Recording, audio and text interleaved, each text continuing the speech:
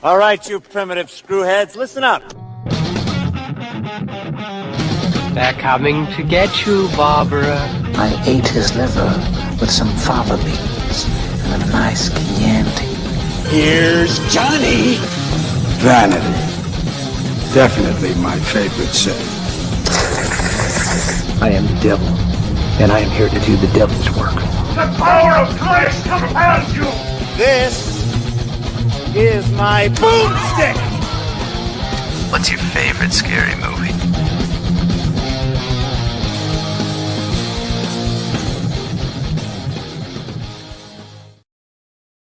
What up, horrorheads, and welcome to Shiver, a horror movie podcast. I am your host, Daniel DeBona, and today is a very special episode because while we have had this guest on before, this is the first official crossover episode between Shiver and the podcast that I do with our resident kaiju himself, Michael Hunger. Hunger, how you doing, man?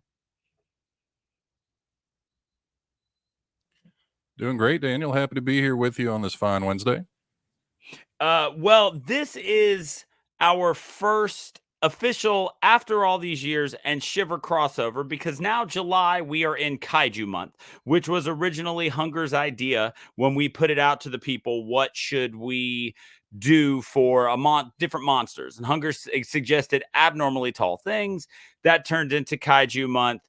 And so we started kicking around some ideas of what we should do.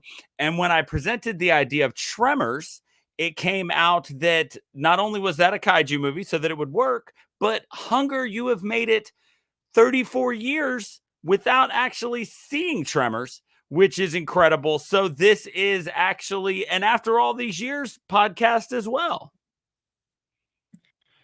Yeah, this movie's as old as I am. It's shameful. And it's appropriate we're doing this on the day that we're releasing the episode about Fifth Element because it's just as shameful as me never having seen Fifth Element.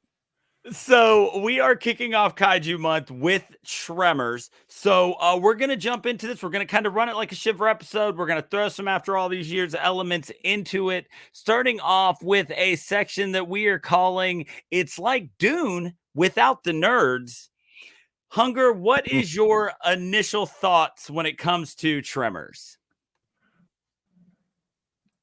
Man, it's like I said, I'm just disappointed in myself. It's the same feeling I had when we got done with, now, of course, everybody should go out there and listen to our episode 2 of After All These Years to hear my exact opinions on Fifth Element, but it's in that vein of, this was a lot of fucking fun, man.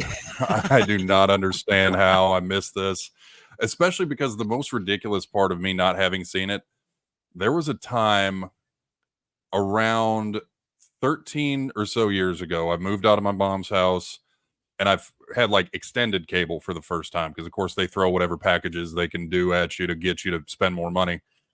Right. And so I had extended cable and I was really into the Sci-Fi Channel for so long.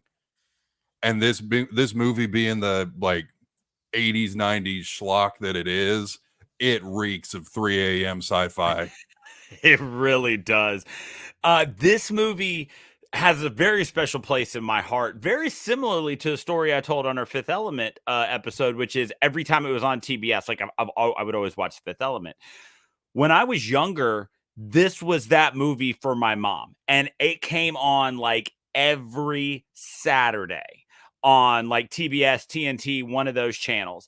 And once my mom was flipping channels and saw that Tremors was on, like that was the next 2 hours of our life. It was, we were going to sit down, we were going to watch Tremors. So now I have been out of the house for 20 some odd years. What year is it? 2024. So 23 years I've been out of the house. And this is the first time I've sat down and watched Tremors from beginning to end in 23 years.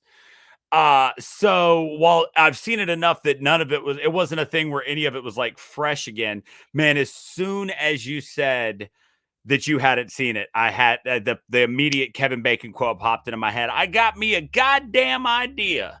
And it was that we had to do both. So you're absolutely right. This movie is so much fun. That's the number one word that sums up this movie. It has got some great special effects. It's got some really fun acting. It's a schlocky premise, and the way that everything works, there's just enough science to kind of hold it all together. And yeah, I'm so glad that you've seen this one now. Hell, I am too. Now you know what I'm going to have to do is go out there. I know there's so many sequels. I don't know how exactly many, but I'm ready to find out. There are 5 sequels and 13 episodes of a series that ran on the Sci-Fi Network, the Sci-Fi Channel, that coexist with this. And Mike Gross is in, I think, all of them.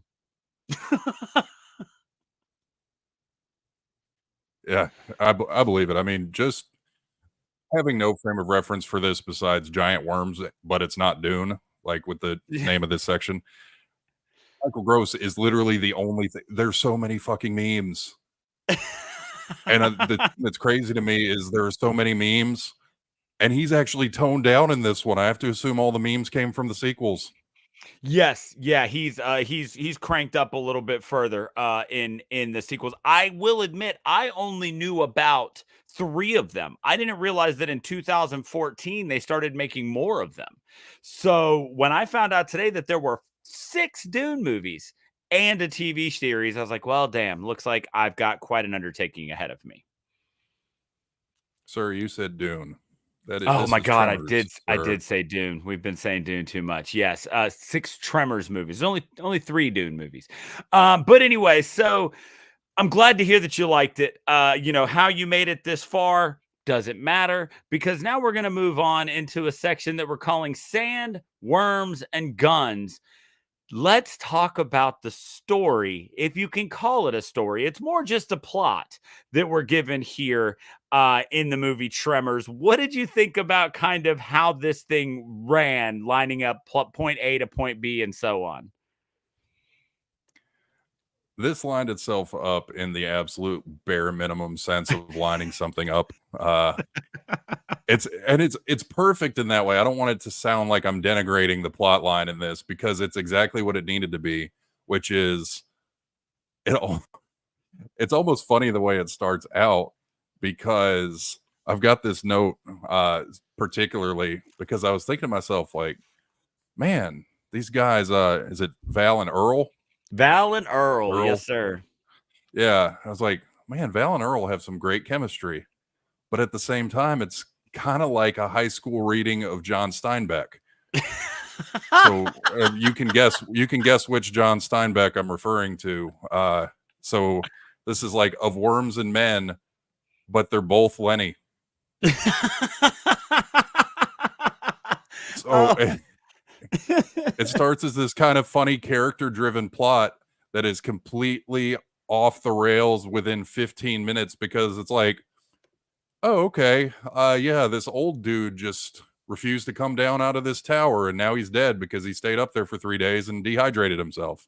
Right. And then they find this, and of course, we know, we've got an idea of something weird is going on with the ground in this area, but then they find old Fred, and which is the best way to summarize that man for the 30 seconds he's on screen, is he seems like an old Fred.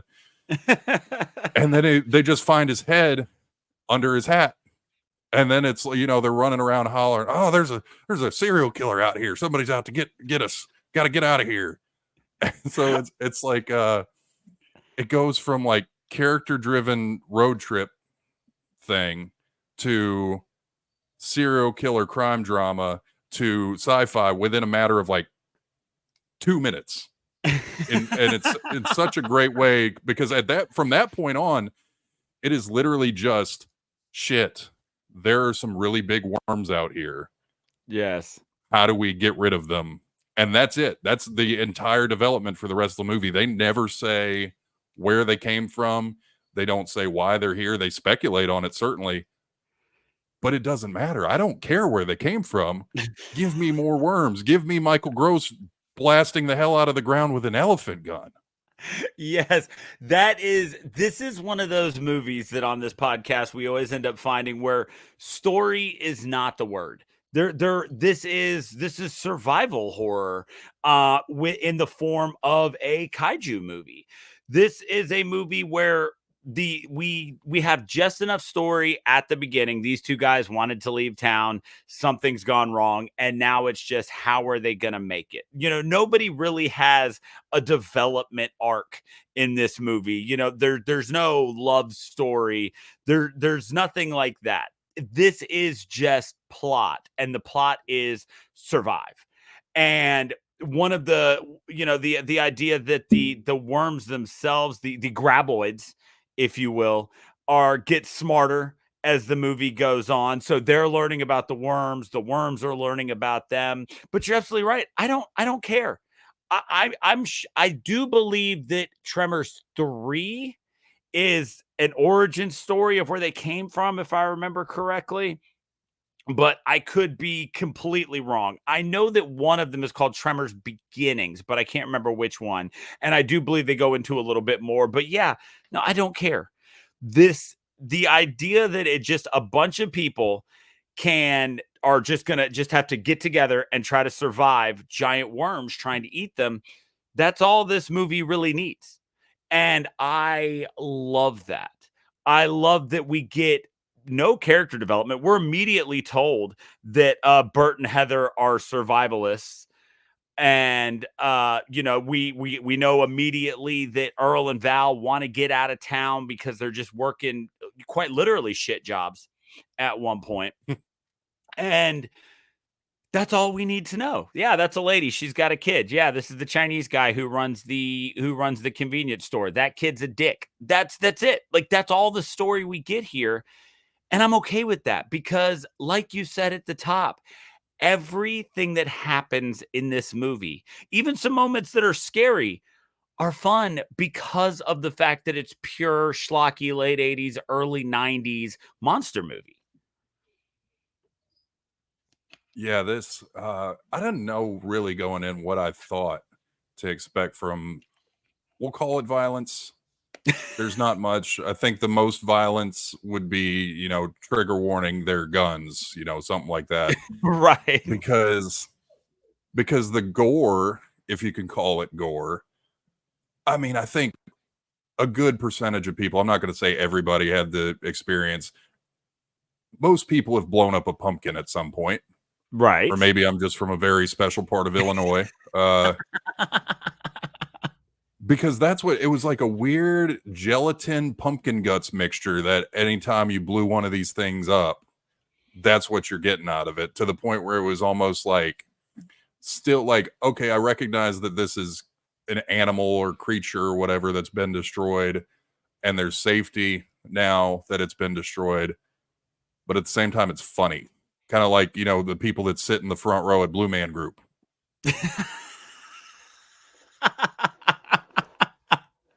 It's like a going to a Gallagher show for some of our older listeners who know who Gallagher there we is. Go. Yeah, I mean, honestly, when it comes to like gore in this, you've got the jackhammer hitting the graboid at the beginning. You get a good amount of blood on that, but it's just kind of seeping up through the ground. And then you get the one that swallows the pipe bomb. But you're right, the inside of it, it looks like an exploded pumpkin.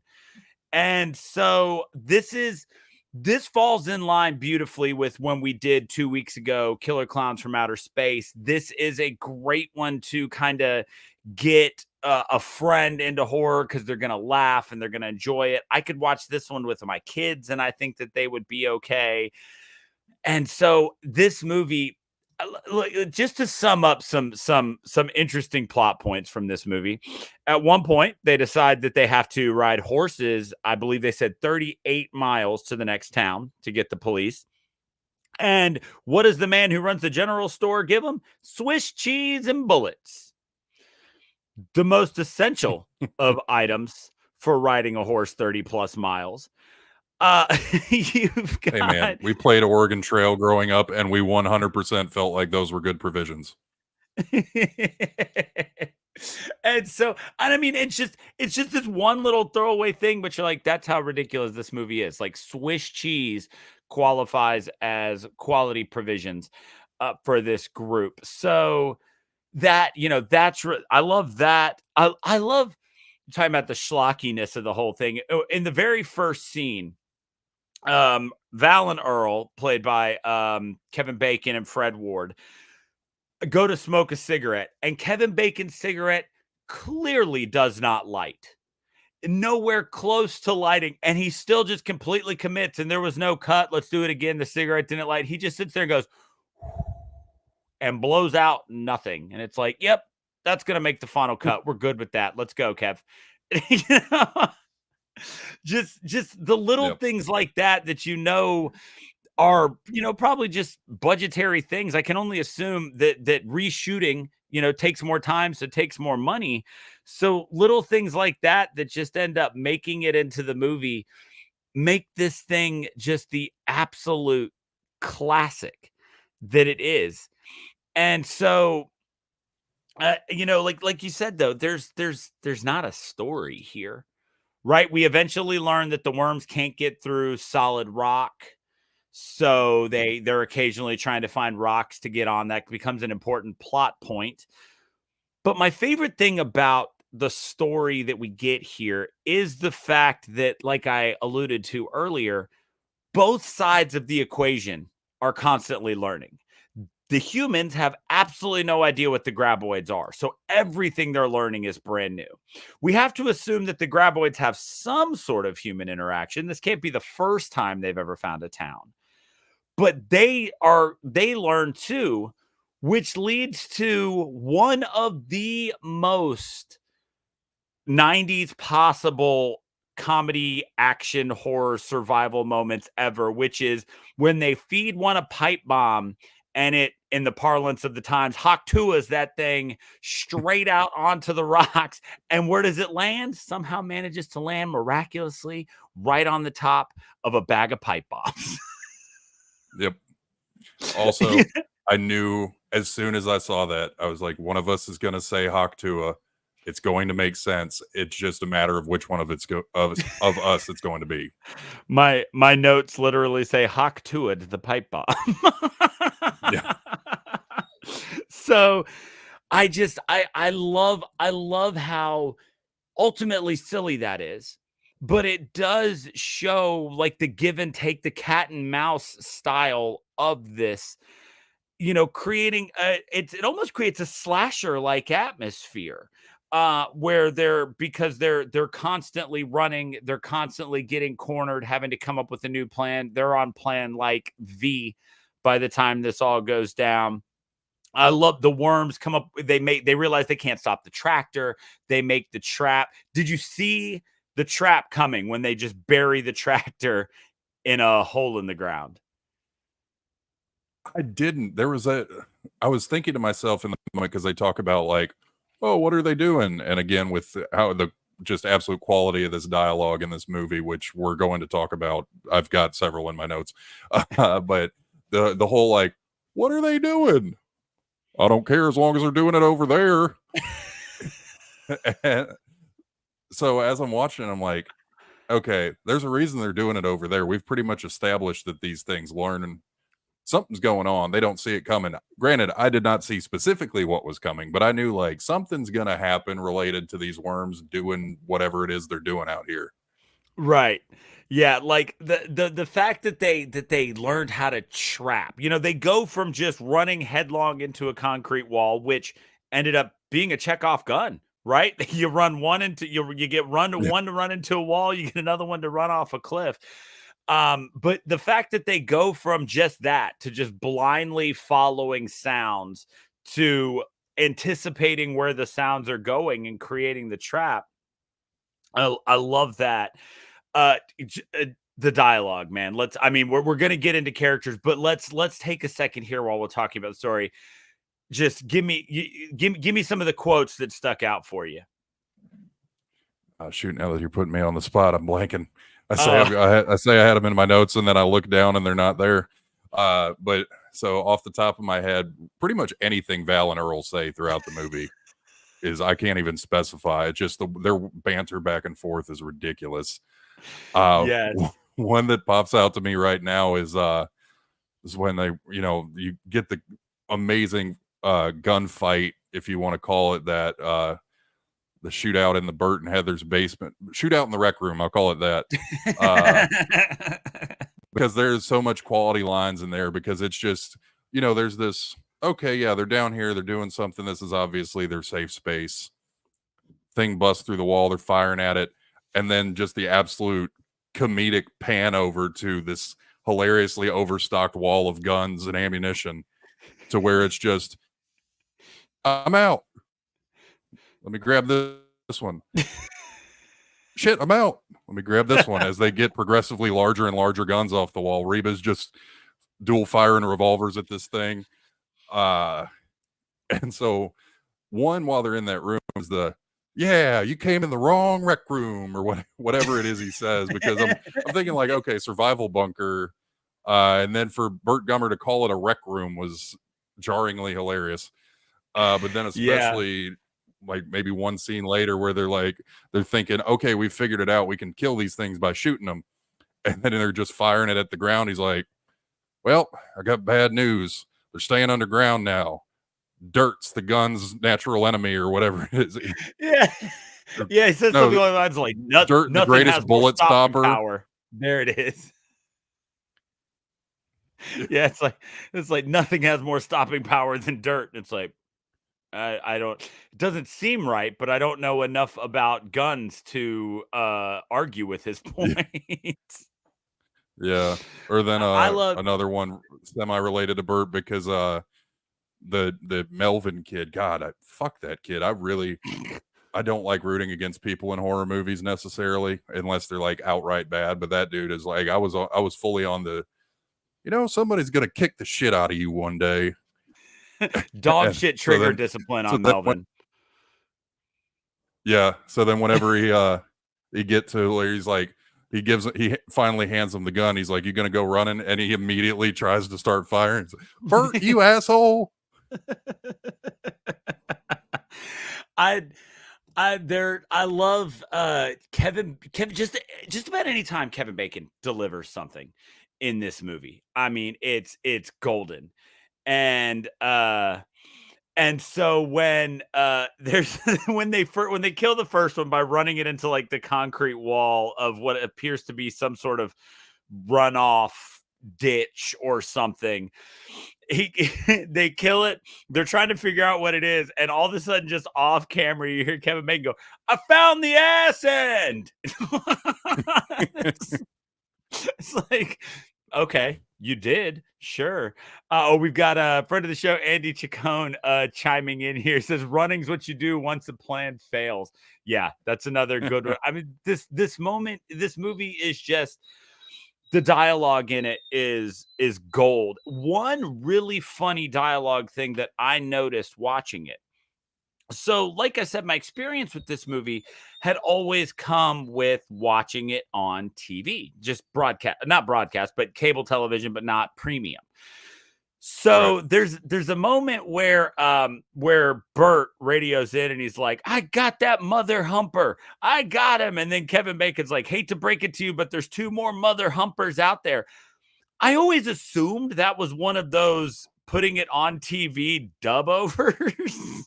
Actually watching it now and learning that he actually says mother humper, I had to pause the movie. I was laughing so hard because that scene rolls up and I'm waiting. I'm like, oh, I'm finally going to hear him call them motherfuckers. And then he says mother humper still, and I lost my shit.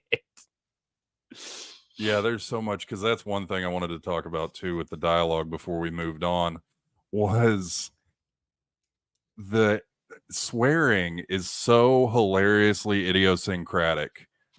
And I say that in the sense of like, because we've both lived in the South long enough. I've been here. November this year will be 10 years living in Tuscaloosa. The idea that, some of these people are throwing out like, well, what the goddamn shit we got going on in this place? It's like the way they're pairing some of these swear words together don't make sense, but make sense, because it's like, it's one of those where you think to yourself, people don't swear like that, but I've heard people swear like that. When I was growing up, my parents called it white boy cussing. It's when you just string together swear words that have no business coming one right after the other. Yeah, like Yeah, so that just adds to the peak, the comedy of, like, it's not necessarily bad dialogue, but it's funny dialogue. yeah, it's like I said at the top. I got a goddamn plan as he's just running through the desert from this thing that he obviously cannot outrun. Love that. It's everything. Like I said, this is the type of movie. This is one of the it's brain off. It's just enjoy what's presented to you here.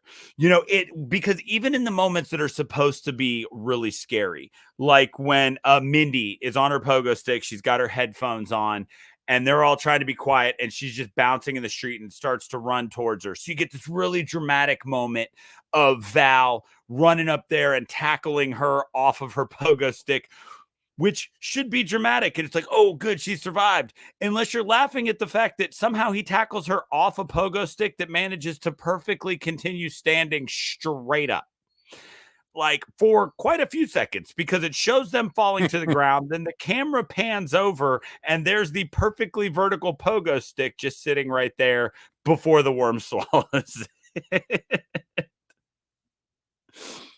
Yeah. Well, and then there's the one that stands out to me too, now that you mentioned that one, with we'll call it suspensions of disbelief, because I'm perfectly fine with suspending disbelief in this one, is the payoff to, you get Melvin does the whole, like, I think he just screams out, and it's when they're trying to hide out in the general store.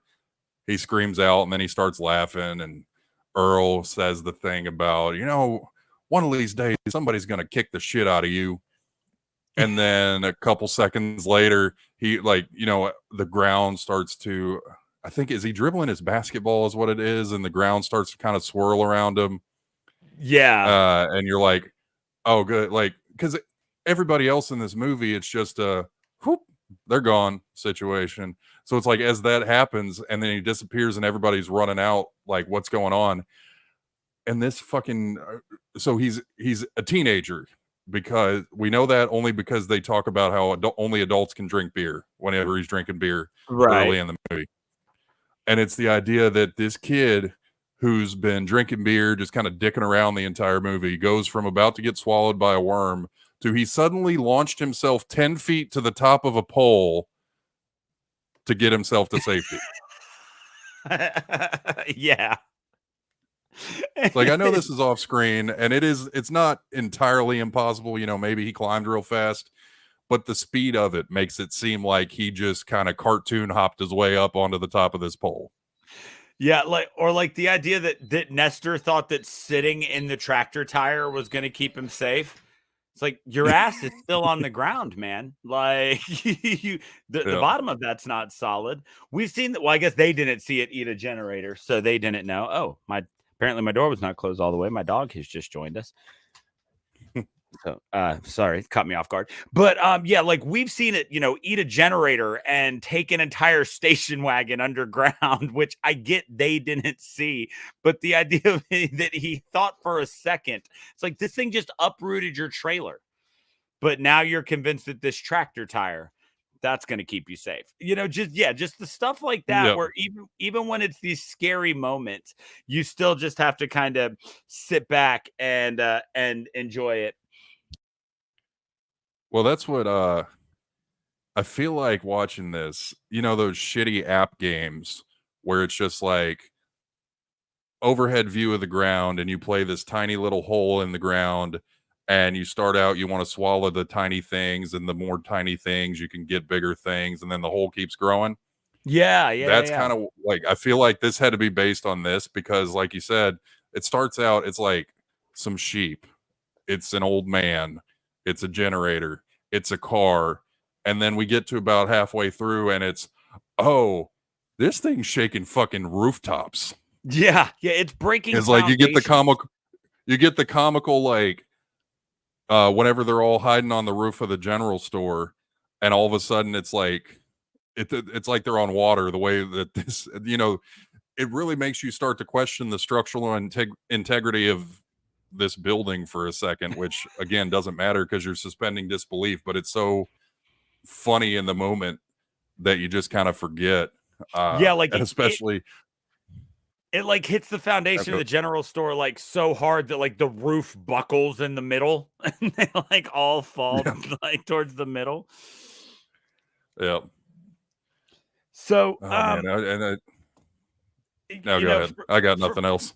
Yeah, for all the talk about the the lack of story here, this is ultimately character driven. So we're gonna move forward into a section that we're calling "Welcome to Perfection, Population 14," which, by the way, Perfection is an incorporated city. By the way, they don't call themselves the town of Perfection; they are the city of Perfection. But this is where I want to talk about the just the performances, good, bad, and ugly. So give me we'll go back and forth. Give me one character that you loved here. Oh, I'm going to start where I'm going to start. Reba. You did not like, how did I go 34 years? I knew about Tremors. I didn't know Reba fucking McEntire was in this movie. Single mom that works too hard, loves the kids and never stops.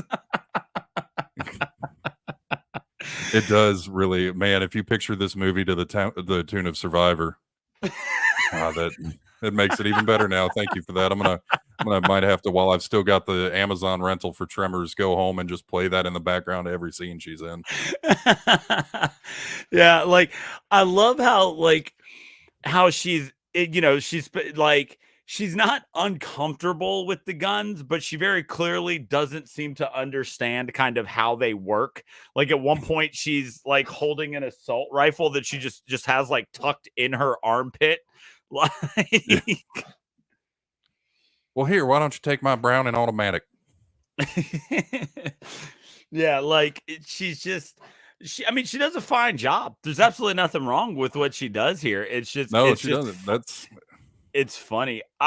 She's so comfortable with it, even though it sounds like because especially I think she's the only one who ever refers to guns by name or like why they should be using certain guns. Bert doesn't.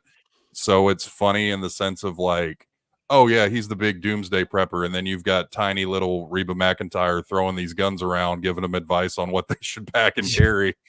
Yeah, exactly. It's like she's like talking about stopping power and penetration and all these things, and it's like, okay, this is an in-depth look.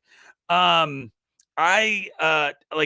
mentioned him earlier. I have to I gotta give flowers where they're due here to Kevin Bacon. Kevin Bacon is always and forever an amazing actor. But this particular movie, so following some of our after all these years type things, going and looking up the trivia for this, Kevin Bacon actually resented this movie when he made it. Like when this movie came out, he talked about how he was in like a really bad place and he just kept blaming it on the existence of Tremors, which is crazy to me. Because you watch this and it looked like it would have just been so much fun to make. Like it looks like he's having so much fun. His interactions with Fred Ward are so good. But man, the character of Valentine is just from the very beginning, waking up his partner with the fake stampede out of the back of the truck. His qualifications for the girl: you will have long blonde hair, you will have world-class breasts, you will have legs that go all the way up, just like all of those things that he so perfectly delivers. It blew my mind to find out that it took him a long time to come around to liking this movie. Yeah, that is really surprising to find out because that is the main thing you get from. It's like I'm having fun watching it because I can tell you're having fun doing it. So it's kind of it's funny to me thinking, like finding out when this came out. It's like, this is post Footloose Kevin Bacon. Right. It's not like he's a nobody just doing this to do it or, trying to get his foothold. This had to have been at the time just you got a movie about a bunch of worms in the desert? That sounds fun. Yeah. Just hopping around, goofing off with Fred Ward, getting to kiss the pretty girl at the end. throw out all these shitty one-liners that people are going to recite for the next 30 years. Like it is so, like, if you'd have not told me that, I'd have never believed you, because Yeah. that Yeah, is insane to me to think that. it's wild because, like I said, and like you said, he looks like he's having so much fun. And I think that's what makes him such a likable character, because the other side of that coin is Earl, and he's just like grumpy about everything. He's the one who immediately assumes it's some sort of psycho killer or something. But Val is, he's the fun, the guy who's like, what is it says, he's like, this isn't work for intelligent men. And Valentine's like, I don't know, if you find any, we'll have to ask him. Like, Yeah. Like I love all that stuff. And this is one of the earliest Kevin Bacon movies I remember watching. For the longest time, I knew Kevin Bacon as, the guy from Tremors. Like, yes, now I've seen tons of other movies with him, and I get the concept of 6 Degrees and all of that. But for the longest time, Kevin Bacon to me was just the guy from Tremors. Yeah, see, to me, he's always been the guy from Footloose. That's why I think that might be the first Kevin Bacon I saw growing up, because when I was in high school, we did Footloose as our musical sophomore year. So watching this for the first time reminds me of watching Footloose for the first time, because it gives me the same. They're two completely unrelated stories, not remotely similar, besides the fact that Kevin Bacon is having so much fun that I'm enjoying watching him. And yeah, now that I've gone through, like you mentioned, trying to think all the Kevin Bacon things I've seen, I'm just going to throw out Crazy Stupid Love to start. And I know there's that one horror movie I can never remember the name of, Hollow Man, maybe. Yep, he was in Hollow Man. And you're talking Kevin Bacon horror, you got to go back to the original Friday the 13th. He takes an arrow I forgot, through the neck. Yeah, I've seen him in that one as well. So I've seen plenty of Kevin Bacon since then, but it's always going to go back to late 80s goof off Kevin Bacon is what I'm going to call it, for the sake of comparing the two. That's, comparing Tremors to Footloose in the very menial way that I just did. Yeah, and like I said, the other side of the Kevin Bacon coin is Fred Ward doing what Fred Ward always does, which is playing grumpy, I'm too old for this shit. Like it's what Fred Ward always has done. Yep. Yeah, that's when you said you referred to Earl as grumpy. It was like, well, I mean, I was thinking to myself, Daniel, he's played by Fred Ward. That comes with it. It's the same exact character he played in what's that? Joe Dirt. Yeah, let's go back to him and Joe Dirt. Oh my god. Yes, like I was looking through his, like, because Fred Ward is one of those that guy actors. Like you're like, oh yeah, it's that guy, and then you're like desperately trying to think of stuff, and then what you come up with is like, oh, he was in Tremors and Joe Dirt, and you start looking through like his IMDb, and he's done a ton of movies, but yes, he's always just a grumpy old guy. And in this one, he's the one who's threatening to kick Melvin's ass, or hoping that someone kicks his ass. He's the one who never quite believes in a plan or how it's going to go. He's so funny to be, like I said, just the complete opposite of this wide-eyed optimist that is Kevin Bacon most of the time. Well, and even if he's not talking, because he's got some great lines in there, but I think the thing that sells it is the times when he's not talking. It's like, there's when they do, which the way they kept playing rock, paper, scissors, I was paying attention, and I noticed the first couple times they did it, he threw scissors. So I was waiting for it to be some kind of payoff of like, well, Earl, you always play scissors. Right. So it's like we find out that Kevin Bacon or Val's been juking it the whole time to get whatever result he wants, because he knows what Earl's going to throw, but that didn't end up paying out. But it's whenever they throw, trying to figure out who's gonna run for the truck, I think is what it is. Yeah, for the tractor.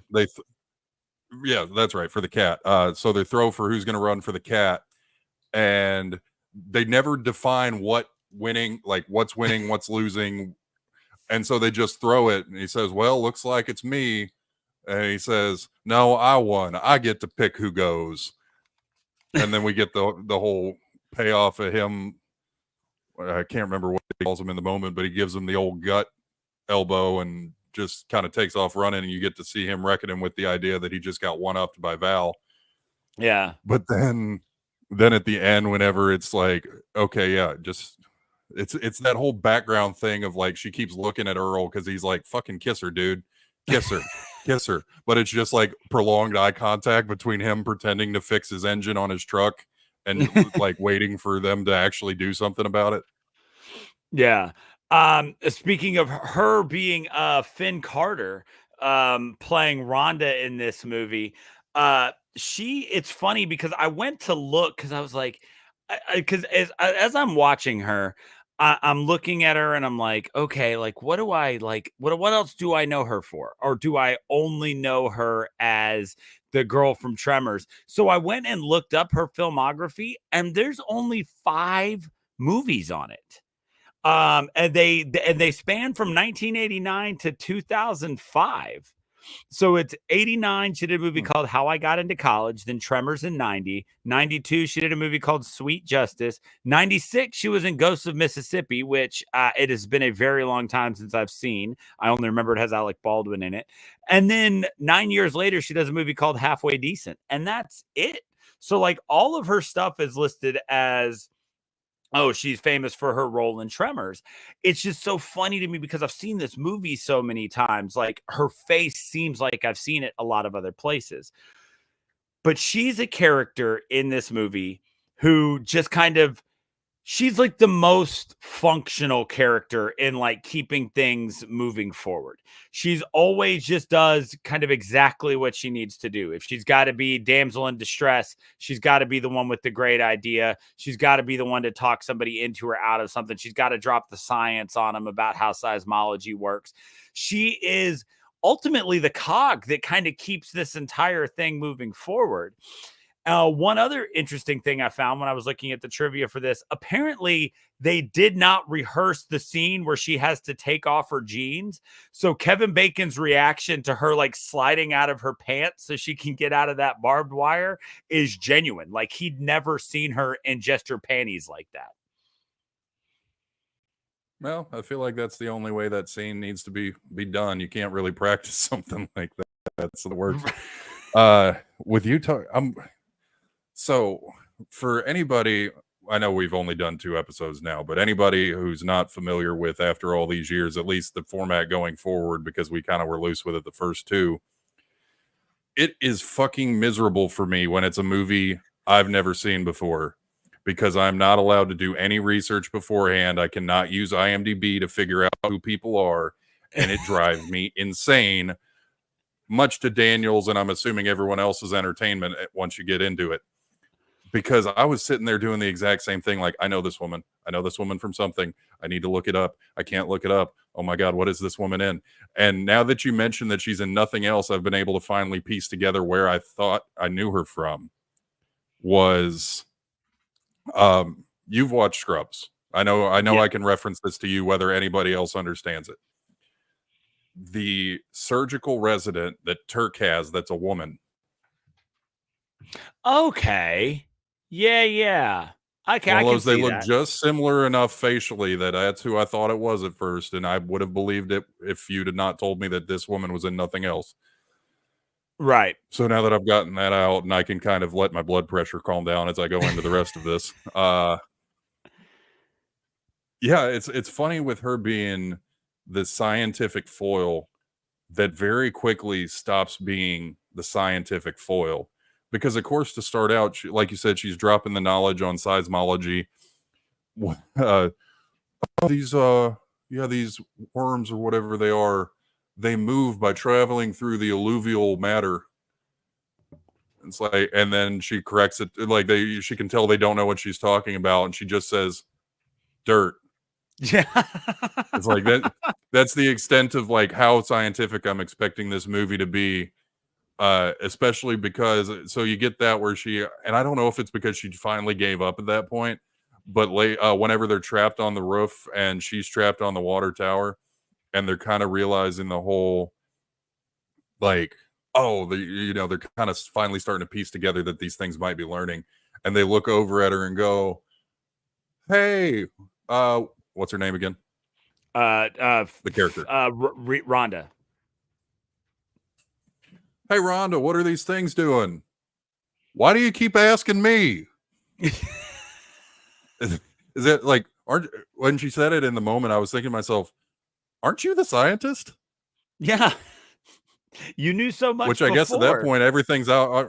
Yeah, everything's out at that point. I think that's just the thematic.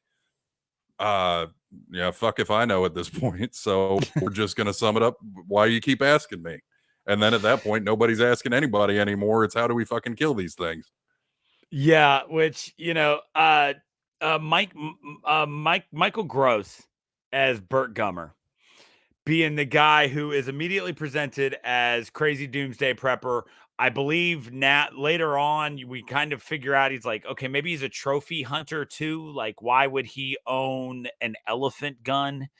Like that seems like a very specific thing. But he's so funny as this. Like, especially like when I was a kid, I watched the show Family Ties.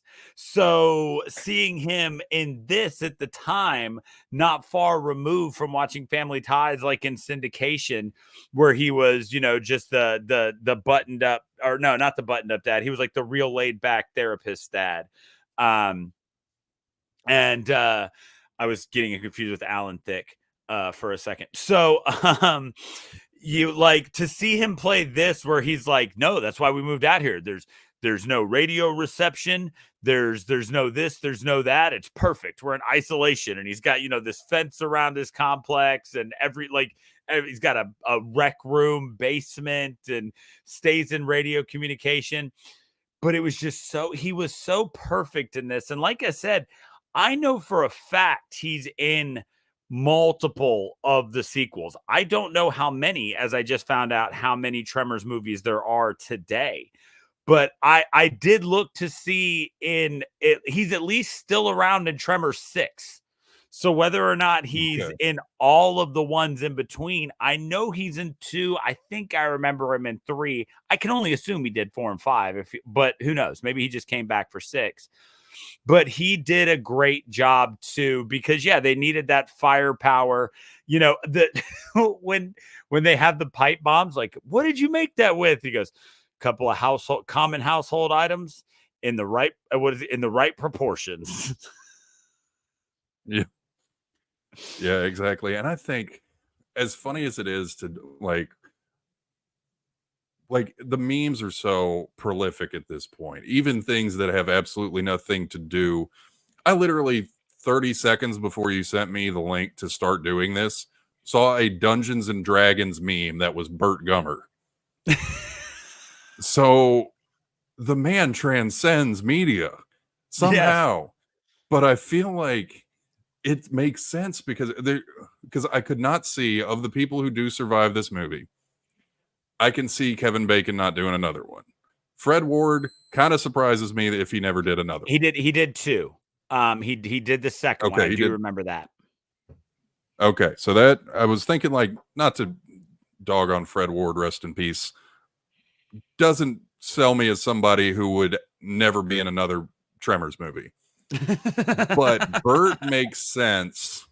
Because there's got to be, if you're going, like, this is one of those movies that I 100% could see being good enough, maybe not in theaters, maybe it did well enough afterwards, like a cult, like all great cult classics do, that they were like, oh, we're just printing money if we keep throwing Tremors movies out, but you need to have the one that unites all the movies. It's got to be Burt Gummer.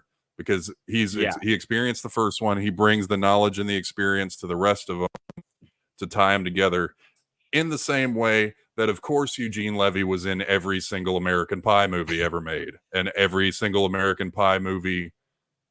Is Eugene Levy still alive, right? Yeah, because he was recently doing Schitt's Creek and stuff. To the best of my knowledge, Eugene Levy's still alive.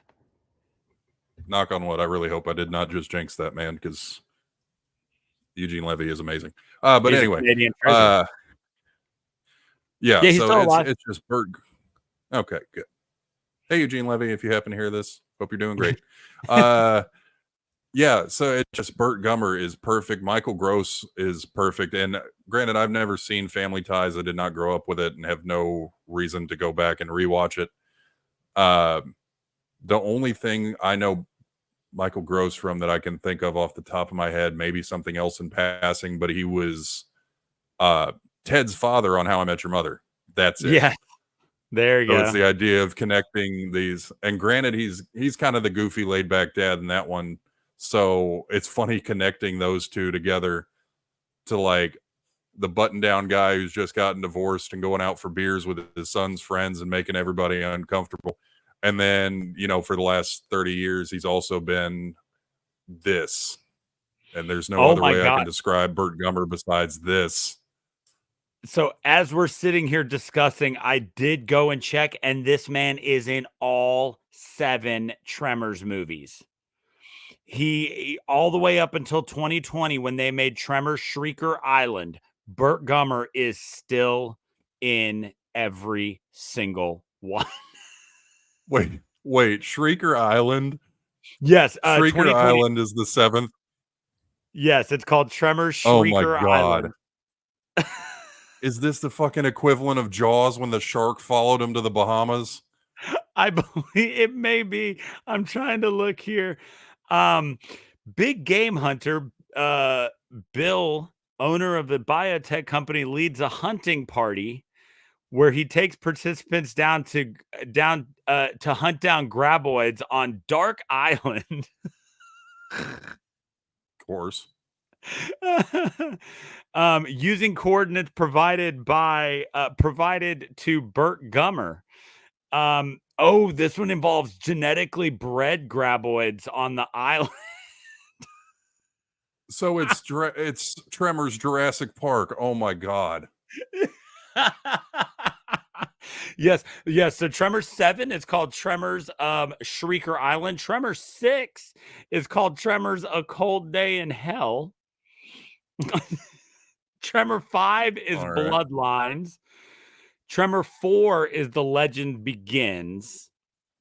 Tremors 3 is Back to Perfection, and Tremors 2 is Aftershocks, which is, an apt name for the sequel to Tremors. But they definitely, seem to have fun with them. Yeah, it's like, and granted, as much as y'all try to build me up on my knowledge of horror stuff, I feel like I'm not knowledgeable enough to know, but also know that this is like the epitome of how I would expect sequels to horror movies to go. It's like, here's the second one. Here's the one that went way back in the past. Here's the one that's kind of in the future. Here's the one where we just kind of got off the rails and had even more fun with how weird we could make it. Yeah, that's, they all do that eventually, right? Leprechaun's been to space. Jason's been to space. Like they just Leprechaun's been to the hood twice. So as we're talking about the monsters themselves, let's get into our final section. This will be the section that kind of pops up as we continue Kaiju Month. So we're calling this section Kaiju Means Giant Monster. So the graboids, as they become to be known as, they're not actually the Tremors. The name graboids does stick around through the sequels, are a very interesting take on a movie monster. So how do you like the graboids as a giant, as a kaiju to kick off this month? It's so I remember thinking whenever they do as you mentioned earlier, I found the ass end not as big as I expected, but granted, that could be a baby. You never see the other ones. Maybe they get bigger the more they eat. And it could also be just the angle on it. Because, I mean, let's be realistic. Any worm above the size of a snake is too big. Right. So that in and of itself is like giant monster is relative when you consider it's like, what's the thing? What would you rather fight? 20 duck-sized horses or one horse-sized duck. It's like that where, yeah, Godzilla, you know, however many feet high, massive. King Kong, massive. By comparison, and granted, they could get bigger in the sequels. By comparison, the first time you see the Graboid, it's like, okay, well, not as big as I expected. But then you look back at it and you're like, that is still way too big. Yeah. I mean, it's swallowing people. It's swallowing a station. Well, it's not swallowing a station wagon, but it's able to pull it to be completely buried in the ground, face up. Right. So, yeah. It's like it's scary in that sense. You go ahead. Oh no, I was just saying, like, I think that you're right. The the terror, the monster, the monsterness of the Graboid doesn't come from its size. Even though, yes, like you said, if it's a worm, then it's way too big. But it comes from the relentlessness of them. The fact that they're obviously very smart, the fact that they, you know, that they have this the weird, almost like in Aliens, where there's the little ones inside the big one's mouth. That's the nightmare fuel of the Graboid, which is which apparently originally the plan was there was going to be this is absolutely the funniest thing I found to spring on you. So originally the plan was there was going to be the Graboid, and it was going to be a big worm, and then it was going to kind of pull back, and there was going to be just one still really thick worm inside it. But when they were testing it, every time they do it, everybody couldn't stop laughing, saying it looked like foreskin rolling back. And so oh my God, I knew where you were going and it still got me. And so they had to change it to the little ones coming out of its mouth, because when it just peeled back and it was just a smaller, slicker one underneath the rough exterior, it was too phallic. Oh my God. All right, guys. So we're looking at this thing and it's not really selling as scary. It just looks like a giant dick. So I think instead let's make it it's a big worm with a whole bunch of little dicks in it. Yeah, exactly. But you know, but I do think that ultimately what they landed on here is, I mean, those little ones that come out of its mouth are horrifying. And they're, you know, as a kid watching this, it definitely was a lot scarier than watching it as an adult. But I do think that the Graboid has a solid place in that pantheon of movie monsters. I mean, down to the fact that in the past 4 years, they were still making a movie and a TV show about it. There's obviously still people out there who care about this monster. And so, I do love that they, like I said, like we said, they give you just enough science. Oh, I don't see eyes. It must be subterranean. Oh, it must move with these little things. You know, it's all that just little bit of working knowledge that we need. Yeah, and too I mean, the thing is just relentless. Like you said, it keeps going until it either hits a wall or goes over one, because I mean, it's like trial and error. Okay, that didn't work. Okay, now we need to try this instead. Okay, that kind of worked better this time, but how can we get one over on these humans? And the idea of, like, I think the besides us derailing this podcast for the last couple of minutes because of the idea of penises, the little tendril things work because now it's not just, you know, it's not Shai-Hulud. Right. It's not one worm that's coming to get you, because you can tell right before the payoff to I've got an idea or whatever it is. It's like, okay, this thing, it's got to where it knows something's there. Something, it's in the right area. I heard something here a second ago. and then it sends the little things out that are going like trying to figure out where the things are. It's just kind of, it's like, I'm not coming out of the ground until these worms figure out where something is. That's what, when it's Val's having to do the little pee-pee dance, trying to keep his feet out of the thing. So good. So it's like, it's just that idea of this thing, the way you compared it to a slasher. This thing's learning, it's adapting. It is truly an apex predator of the desert in this context.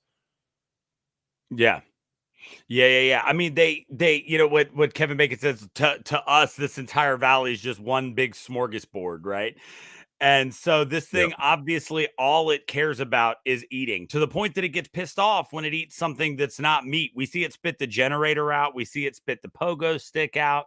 Like, it's obviously doing this for food. It's not just eating to be destructive, because when it eats something non-organic, we see it get mad.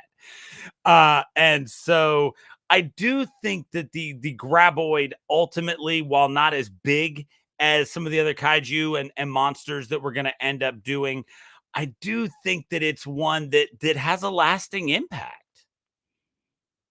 Yeah, and one more thing I want to say before we move on, because it was so great, and I think it really sells the idea that this stands alone as its certain type of monster. Whether it is because the way this being subterranean and hunting in the way that it hunts and moving in the way that it moves, the most compelling shots in this movie, like the Evil Dead, the tree branch rape thing, there's something about a crawling POV shot that is so terrifyingly compelling to me. Yeah. And the first time I saw it, I was thinking to myself, that was fucking awesome. I hope they do it again. And then they did it again, and they did it again, and they did it again, to where, as campy as it looks, the idea of like they're running and you see almost cartoony way all the planks on the sidewalk, if you want to call it a sidewalk, or just cascading over top of this thing as it chases them, was just cool. And I can't think of any other movie I've seen that would give you, short of seeing like Anaconda or one of those movies about a snake, you're not going to have an opportunity really to do a crawling POV like that. And that is what I loved the most about the graboids as a concept. Yeah. So, I mean, that's it, right? This movie's 90 minutes long. We've spent 60 minutes talking about it. We've really kind of exhausted the whole thing. So we've gotten to the point now where we need to rate this. So as we always remind you at the end of Shiver, we never rate a movie against other movies, even though we've referenced other movies. We only rate a movie against itself. So we don't use stars. We create a unique rating system for every movie that we rate here on Shiver. And Hunger, as the guest host, it is your honor to reveal what the rating metric is going to be this week. So what are we going out of a possible 5 this week? Oh, it's something you mentioned earlier. I was curious if it was going to come up or if it was going to make it to the end. I truly didn't think that it wouldn't, make it to the end. I knew it would come up at some point, because I think the best way to summarize everything with this movie, shitty dialogue, the tenuous science, everything, the thing that stands out to me is the thing I already mentioned. You mentioned this specifically. The swearing. The use of swearing. So we're going to rate this movie out of 5 mother humpers. I love it. So, all right. So Hunger, out of a possible 5 mother humpers, what do you give Tremors? I'm sitting here and I'm trying to tell myself you can't give another movie 5. And granted, in retrospect, I shouldn't have gave Choose or Die a 5. When I think back on it, my rationale, I still stand by, is better than we thought. But we're not comparing this to Choose or Die. We don't compare it to other movies. The whole point is how it stands on its own. And as much as I try, I can't do it. I watched this movie this morning. It's still with me. I do not think it's going to change. I'm giving it 5. It's got to be 5 for me. There's nothing for all the little things we might nitpick about it. It's what makes this movie a 5 in its sense. Yeah, look, you're not wrong. This is something that Dave and I have had some conversations off camera about this particular year, because we're watching so many movies that we're fine. We are using the year of the monster as a reason to get around to so many of these movies that are influential to the fact that we didn't create this podcast. Dave and Neri and them did, but now I'm on it. But the fact that we do this is because so many of these movies are so big for us. So we're going to give away more 5s this year, I'm sure, than we will in multiple years combined. This movie's not perfect, but not being perfect is what makes it perfect. This is just like when we did Killer Clowns from Outer Space on the last episode. The imperfections in this movie are what make it beautiful. It is absolutely 5 out of 5 mother humpers. No, I'm not going to gold star it. We're not hanging this one from the rafters. But it is absolutely 5 out of 5 because Tremors is exactly what Tremors wanted to be. You watch this movie and you know that the people making it, the story of the creation of this movie is the guy who wrote it was just sitting on a rock one day and was like, it would be interesting if there was something in that dirt underneath me trying to get to me. And then he wrote the movie Tremors. That is literally his entire influence. It's exactly what it wanted to be. This goes back to one of my very first episodes. We did Demon Knight, and I look back on that and I was a little bit too critical, whereas Neri came out and was like, no, this thing's 5 out of 5. It's exactly what it's supposed to be. That's what Tremors is. And if we're just looking at what Tremors presented, what they wanted us to get out of it, I mean, they juiced this thing for all it's worth. And it obviously created a legacy that has gone on through 6 sequels and a television show. It's wonderful. No, it's not perfect, but not being perfect is what makes it so wonderful. So there you have it. Which is funny. The funny thing about a movie set in Perfection, Nevada. Exactly. So there you have it. A unanimous 5 out of 5 mother humpers for the movie Tremors. And so just a little bit of house cleaning here at the end. First off, everybody who's hung around and watched with us, we appreciate your comments. We appreciate you being here the whole time. Make sure you head to shiverpod.com where you can find links to all of our social media outlets. We're on Facebook, Instagram, YouTube, and Twitter, all at ShiverPod.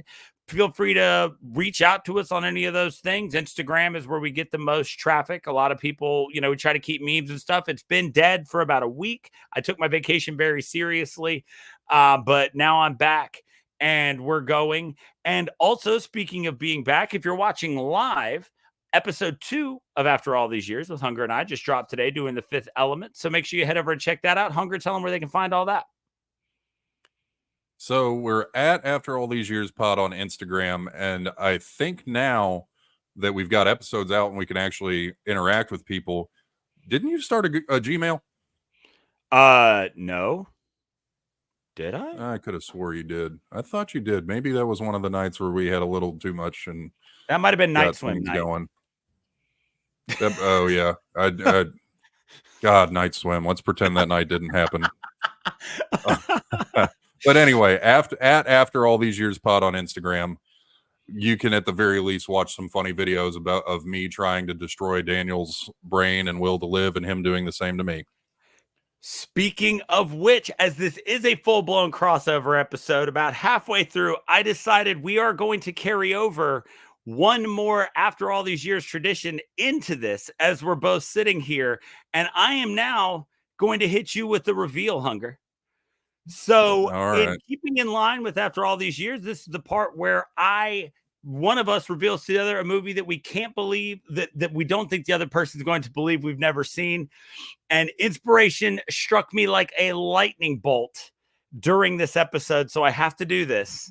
So, Hunger, can you believe? God, at least my employees are here. Hunger, can you believe that after all these years, I've never seen Footloose?